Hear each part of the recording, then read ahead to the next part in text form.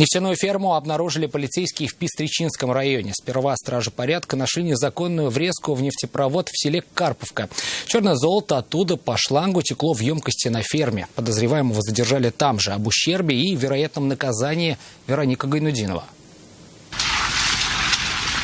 С виду обычная ферма, но в одном из ее помещений был тайник с черным золотом. Полицейские обнаружили его после того, как в селе Карповка Пестричинского района нашли незаконную врезку на магистральном нефтепроводе. Все пути вели к сельскому хозяйству. Сотрудники подразделения экономической безопасности во время обследования территории обнаружили отвод из шланга высокого давления протяженностью не менее 3 километров, который был выведен в помещение на территории одного из сельских хозяйств. Нефть хранилась в 2 емкостях объемом 50 кубометров каждая. Ущерб оценивается как минимум в 2 миллиона рублей. На территории фермы задержали и подозреваемого. На время следствия его заключили под стражу. Если вину по статье кража докажут, ему грозит провести за решеткой до 6 лет. Вероника Гайнудинова, Нафиса Минязова, вызов 112.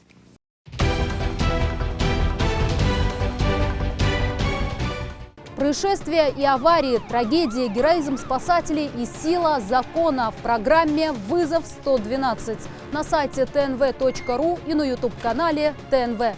Подписывайтесь.